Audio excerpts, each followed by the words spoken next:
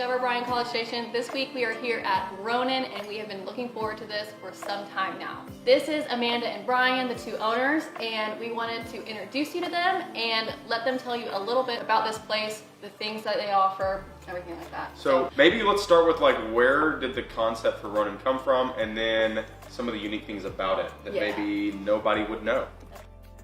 We're Brian and Amanda. We have a farm and a restaurant. The farm is located about 10 minutes away from the restaurant, which is pretty unique. Chef husband raising the chickens and the pigs, and we have a farmer that raises our vegetables. We bought the farm with really no idea of what we were going to do with it, although even it just inspired us to do something. So we're going to figure out what we're going to do. Just we found if we grew our own vegetables, or if we bought vegetables locally from Texas, and the same with the animals and everything, the product was so much better. Menus and everything changed because the seasons changed and the vegetables changed.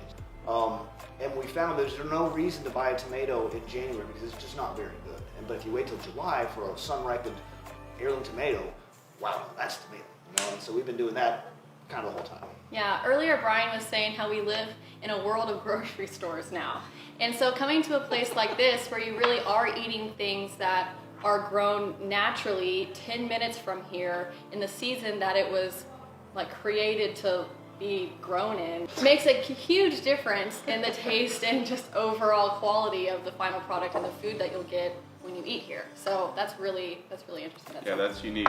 I don't know of many places, if any, actually, that put so much thought into their food that they would not use a vegetable a certain time of year because it's just simply not as good that time of year.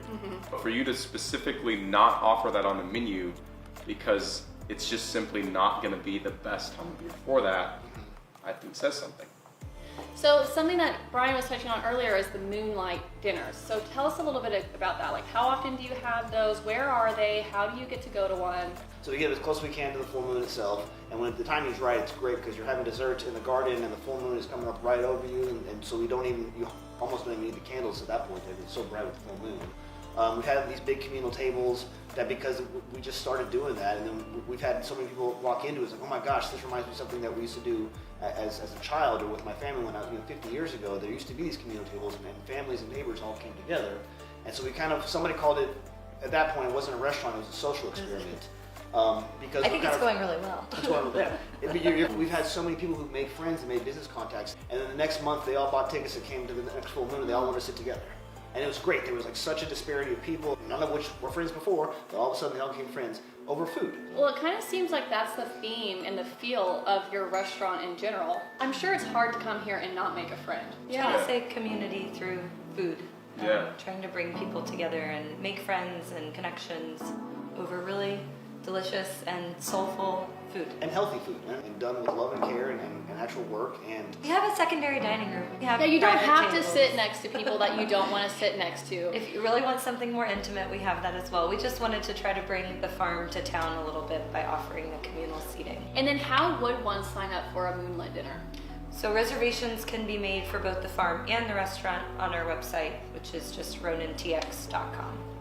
Okay, so that probably wraps up a good amount of what this place is all about, what you can expect when you come eat here. Should people book a reservation, or is it pretty easy to get a seat? For the most part, it's easy to get a seat.